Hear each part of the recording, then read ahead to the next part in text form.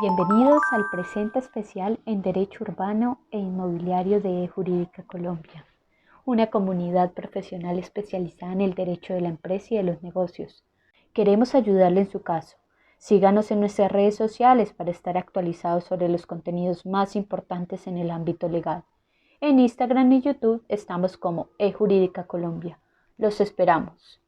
Para el día de hoy, en eJurídica Colombia hemos traído el siguiente flash informativo con la participación del Dr. William Caicedo Torres, especialista en Derecho Comercial, quien con sus muchos años de experiencia como abogado litigante nos hablará sobre el contrato de arrendamiento, en especial sobre la necesidad que dicho contrato se encuentre por escrito. Doctor William, muchas gracias por acompañarnos. Le escuchamos. Buenas tardes, mi doctora Ani, y un saludo especial para todas las personas que nos están escuchando por medio de este canal, agradeciéndole la invitación que me formula jurídica para exponer ciertos aspectos del contrato de arrendamiento, en especial a sus formalidades. Primeramente quiero determinar que el contrato de arrendamiento es uno de los negocios jurídicos que más se elabora en Colombia.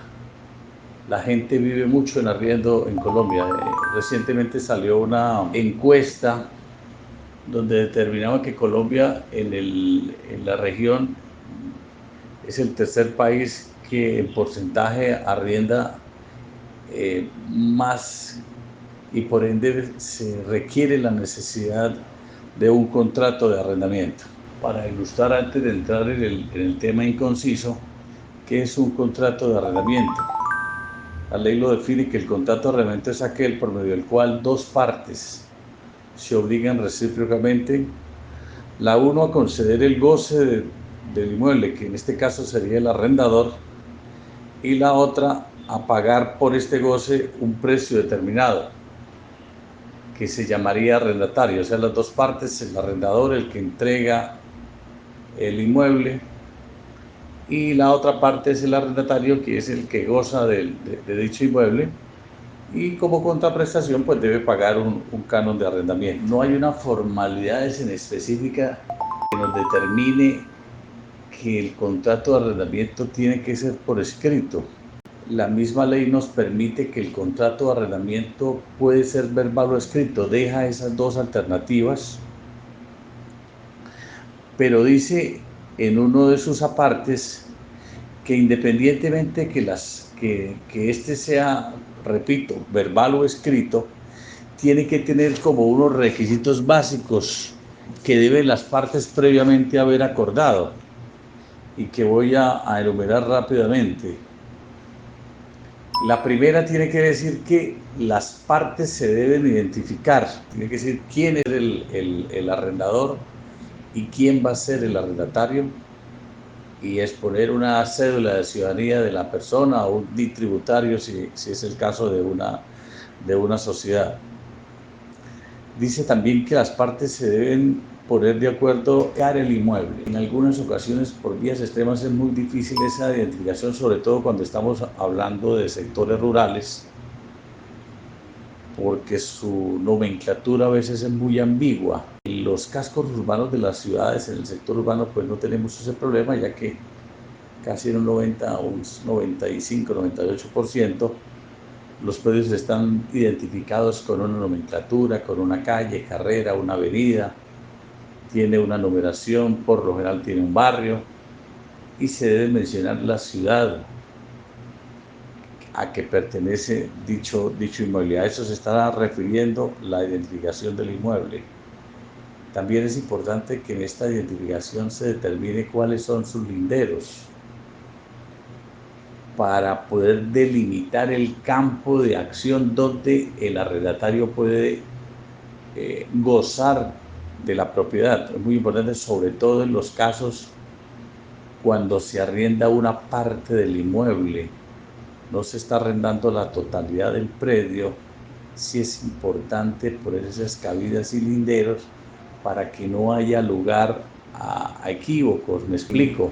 A mí, dentro de una casa que arriendan 2 habitaciones y un baño, es importante que se delimite ese espacio para que las reglas queden claras y el arrendatario sepa a qué derecho tiene para el goce de ese inmueble. Entonces, estamos también con linderos, dado que en casos de incumplimiento, al iniciar unas acciones judiciales, ya sea el arrendador o el arrendatario, el juez necesita conocer a ciencia cierta para identificar ese inmueble para proceder a un posible lanzamiento por un presunto incumplimiento. Como un tercer elemento de la forma del contrato, la norma nos habla de que debemos fijar un precio y una forma de pago, porque podría darse que por un error involuntario las partes no establezcan el canon de arrendamiento, no determinen un valor a ese canon de arrendamiento y nos estemos viendo expuestos en otros negocios jurídicos cuando no se estipula el precio del canon de arrendamiento. La ley 820 del 2003 en vivienda familiar, no urbana sino en vivienda familiar, la ley regula ese canon de arrendamiento y pone unos topes que está establecido, que dice que el arrendamiento, el canon de arrendamiento será el 1% del valor comercial, y ese valor comercial es la sumatoria de 2 veces el avalúo catastral. Para este caso debemos conocer cuál es el avalúo catastral que está rigiendo para la época de la elaboración del contrato. Miramos cuál es el avalúo catastral que tiene ese inmueble y hacemos la operación matemática. También es importante que se determine la forma de pago, cuál y cómo se paga. Si la renta es por días, es quincenal, es mensual, es importante y se diga cómo se paga. Normalmente la costumbre nos determina que la renta se debe pagar por anticipado dentro del periodo de los primeros 5 días del canon de arrendamiento, es lo que habla la costumbre.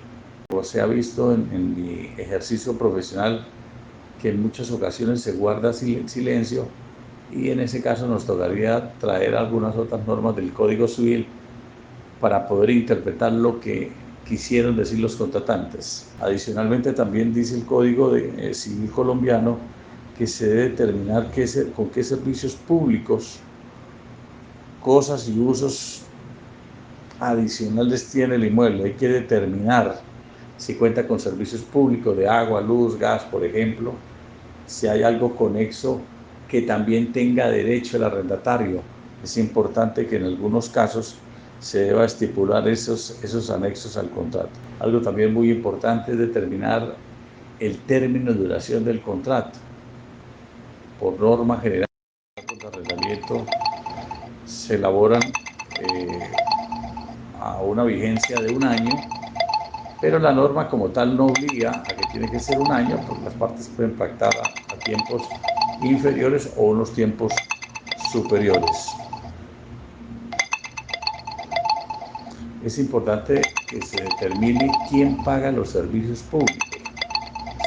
Si se determinó que goza de los servicios públicos de agua, luz, gas, alcantarillado, internet, porque el internet ahora se considera también un servicio público, poder determinar quién asume ese pago de los servicios públicos, si es el arrendador o es el arrendatario. Quiero hacer énfasis en lo posible las partes establezcan un contrato plasmado en un documento. Si bien la ley nos permite que lo pueda hacer, ese acuerdo de voluntades puede ser verbal. Pues cuando se inician los conflictos, no existe un derrotero para poder determinar a ciencia cierta qué fue lo que establecieron. Voy a citar a título de ejemplo porque recientemente llegó una persona a la consulta a mis oficinas, y cuando le indagué sobre el contrato arrendo para iniciarle un proceso de restitución con el arrendatario por el incumplimiento del contrato, él me dijo que las personas pues eran conocidas y que habían decidido que no se plasmara por escrito.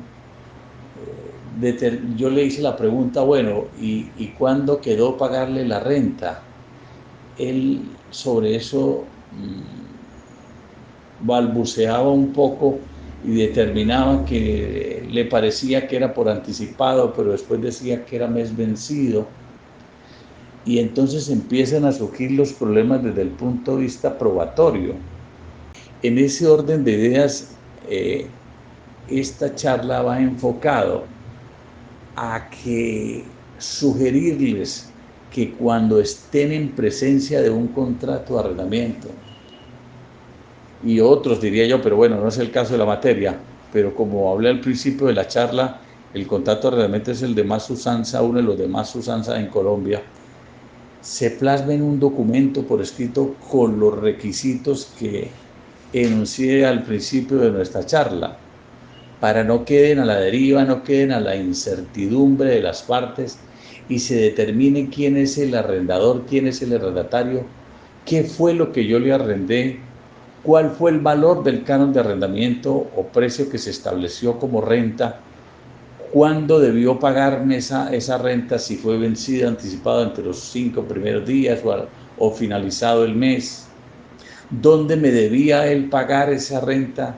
si en mi residencia, en mi sitio de trabajo, en el inmueble propiamente dicho, o poder consignármelo en una cuenta de ahorros o una cuenta corriente del arrendador o de un tercero. Y en la norma nos determina que tiene la misma eficacia el contrato de arrendamiento verbal o escrito. El segundo le da una mayor fortaleza y una mayor seguridad jurídica. Ahora, cuando yo me expongo a un contrato de arrendamiento verbal, pues probatoriamente hay que allegar un documento, y así lo dice el Código General del Proceso, de que se quiere juntar una prueba sumaria de la existencia del contrato, porque al no existir un contrato escrito, pues nos exponemos a que nos toca por otros medios de prueba allegarlos, que una persona nos haga una declaración de juicio, o sea, si hay facturas o recibos que determinen cuánto pagaba el arriendo y demás aspectos. Mientras si tenemos un documento por escrito, pues es mucho más fácil, mucho más expedito para yo poder encauzar una demanda y poderle garantizar los derechos que el arrendador tiene en el contrato de arrendamiento. Entonces, como fase final, la invitación es a que elaboremos ese contrato de arrendamiento por escrito con las formalidades que les enuncié al principio de la charla, como es la identificación de las partes, la identificación del inmueble, el precio del arrendamiento, cuándo se paga el precio del arrendamiento, en dónde se paga ese arrendamiento, la vigencia del contrato de arrendamiento y aspectos que relaciona al principio de mi charla. Bueno, mi doctora Ani, con esto pues expongo la situación sobre el tema que se me planteó para que yo pudiera discernir en la tarde de hoy para todas las personas que están atentas a estos tips o flash informativos de E-Jurídica, y ha sido un placer atender su gentil invitación, y en un futuro muy cercano pues estaremos tratando otros temas que tienen que ver con el transcurrir normal de los negocios jurídicos en Colombia. Muy buenas tardes para todos y un saludo especial. Gracias. Vale, muchas gracias, doctor William Caicedo, por su excelente e interesante participación jurídica, quien en forma práctica, didáctica y un poco elemental, como hacía bien ha sido requerida, nos ha traído los conceptos generales del contrato de arrendamiento, en este especial del derecho inmobiliario y urbano. Para terminar y en aras de evitar demasiado rigorismo técnico, ajena a complejidades filosóficas y extenuantes erudiciones del tema, invitamos a toda nuestra comunidad oyente, especialmente a nuestros colegas, propietarios, arrendatarios, agentes comerciales, a que nos sigan en nuestras redes sociales, y en caso de tener una consulta o requieran de alguna asesoría especializada, recuerden que somos su aliado legal. Que tengan una maravillosa tarde. Hasta pronto.